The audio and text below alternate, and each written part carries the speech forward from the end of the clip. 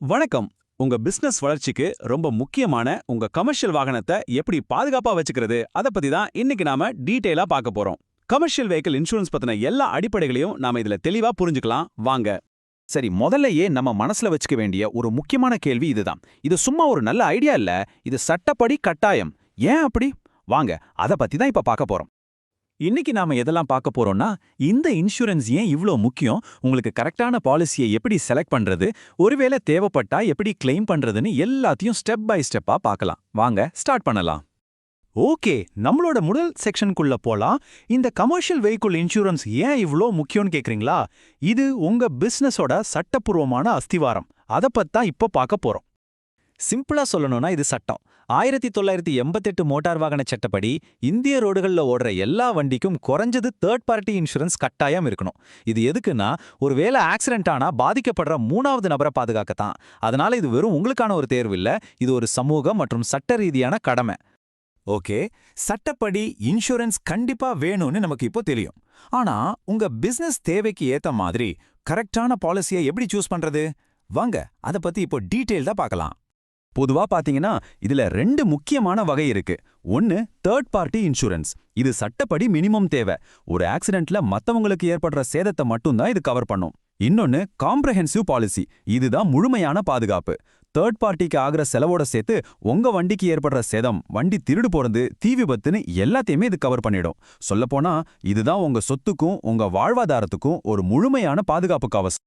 அடுத்து நாம தெரிஞ்சுக்க வேண்டிய ஒரு முக்கியமான விஷயம் ஐடிவி, அதாவது இன்சூர்ட் டெக்ளேர்டு வேல்யூ. சிம்பிளா சொன்னா இது உங்க வண்டியோட இன்னைய மார்க்கெட் மதிப்பு. ஒருவேளை வண்டி திருடு போயிட்டாலோ இல்ல முழுசா சேதமடைஞ்சிட்டாலோ இன்சூரன்ஸ் கம்பெனி உங்களுக்கு கொடுக்கிற அதிகபட்ச தொகை இதுதான். அதனால சரியான ஐடிவியை செட் பண்றது ரொம்ப ரொம்ப முக்கியம். அப்போதான் உங்களுக்கு நியாயமான கிளைம் கிடைக்கும். இது உங்க பிரீமியத்தையும் பாதிக்கும், அதையும் ஞாபகம் வச்சுக்கோங்க. ஓகே, ஒரு நல்ல காம்ப்ரஹென்சிவ் பாலிசி எடுத்துட்டீங்கன்னு வச்சுப்போம். அதுல உங்களுக்கு என்னென்ன பாதுகாப்பெல்லாம் கிடைக்கும், வாங்க அதையும் வரிசையா பார்த்துடலாம். ஒரு காம்ப்ரஹென்சிவ் பாலிசி பாத்தீங்கன்னா உங்க வண்டிக்கு வரக்கூடிய நிறைய ரிஸ்க்கை கவர் பண்ணிடும். உதாரணத்துக்கு, உங்க சொந்த வண்டிக்கு ஏற்படுற சேதம், வண்டி திருடு போறது, தீ விபத்துனால ஏற்படுற நஷ்டம், அப்புறம் புயல், வெள்ளம் மாதிரியான இயற்கை சீற்றங்களால ஏற்படுற சேதம், கடைசியா மத்தவங்களுக்கு நம்மால ஏற்படுற சட்ட பொறுப்புகள், இது எல்லாத்தையுமே கவர் பண்ணிடும். எல்லாத்துக்கும் கிளைம் கிடைக்கும்னு நம்ம நினைக்க முடியாது. சில முக்கியமான விலக்குகளும் இருக்கு. அதாவது சில சூழ்நிலைகள்ல இன்சூரன்ஸ் கவர் ஆகாது. அத நம்ம தெளிவா தெரிஞ்சு வச்சுக்கிட்டா கிளைம் பண்றப்ப வர்ற பிரச்சனைகளை ஈஸியா தவிர்க்கலாம். முக்கியமா நீங்க கவனிக்க வேண்டியது என்னன்னா, சட்டத்தை மீறுற விஷயங்களுக்கோ இல்ல ரொம்ப பொறுப்பில்லாம நடந்துக்கிறதுக்கும் இன்சூரன்ஸ் கிடைக்காது. உதாரணத்துக்கு, வேலிட் லைசன்ஸ் இல்லாம வண்டி ஓட்டுறது, குடிச்சிட்டு வண்டி ஓட்டுறது, அப்புறம் வண்டியோட நார்மல் வேர் அண்ட் டேர், அதாவது காலப்போக்குல வண்டி தேய்மானம் ஆகிறதுக்கெல்லாம் கிளைம் பண்ண முடியாது. இதெல்லாம் வண்டி ஓனரோட பொறுப்பு. சரி, இப்போ ரொம்ப முக்கியமான ஒரு விஷயத்துக்கு வருவோம். ஒருவேளை துரதிர்ஷ்டவசமா ஒரு விபத்து நடந்து கிளைம் பண்ண வேண்டிய ஒரு நிலைமை வந்தா என்ன செய்யணும்? அதுக்கான ஒரு ஸ்டெப் பை ஸ்டெப் கைட் இதோ. இந்த ஸ்டெப்ஸ் ஃபாலோ பண்ணீங்கன்னா கிளைம் ப்ராசஸ் ரொம்பவே ஸ்மூத்தா இருக்கும். முதல்ல, விபத்து நடந்த உடனே கொஞ்சம் கூட லேட் பண்ணாம உங்க இன்சூரன்ஸ் கம்பெனிக்கு தகவல் சொல்லிடணும். ரெண்டாவது, வண்டி திருடு போனாலோ இல்ல மத்தவங்களுக்கு அடிபட்டாலும் கண்டிப்பா போலீஸ்ல எஃப்ஐஆர் ஃபைல் பண்ணணும். மூணாவது, தேவையான டாக்குமெண்ட்ஸ், அதாவது claim form, RC book, licence எல்லாத்தையும் சப்மிட் பண்ணணும். அதுக்கப்புறம் சர்வேயர் வந்து வண்டியை செக் பண்ணும்போது முழுசா ஒத்துழைக்கணும். கடைசியா வண்டியை சரி பண்ணிட்டு ஃபைனல் செட்டில்மெண்ட்டை வாங்கிக்கலாம். நாம இப்போ கடைசி பகுதிக்கு வந்துட்டோம்.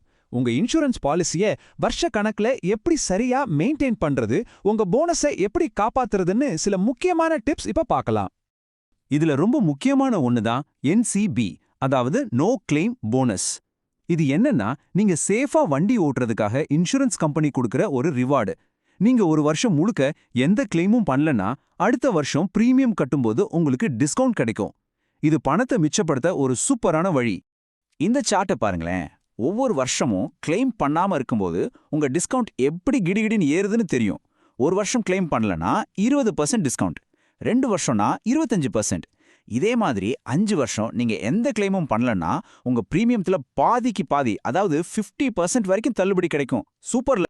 அப்போ கடைசியா நாம மனசுல வச்சுக்க வேண்டிய முக்கியமான விஷயங்கள் என்னன்னா, 1, உங்க பாலிசியை கரெக்ட் டைம்க்கு ரினியூ பண்ணிடுங்க. அப்போதான் சட்ட பிரச்சனை வராது, உங்க நோ கிளைம் போனஸும் நஷ்டமாகாது. 2வது, பாலிசி டாக்குமெண்ட்டை ஒரு தடவைக்கு 2 தடவை நல்லா படிச்சு பாருங்க. அப்போதான் எல்லா கண்டிஷன்ஸும் உங்களுக்கு தெரியும்.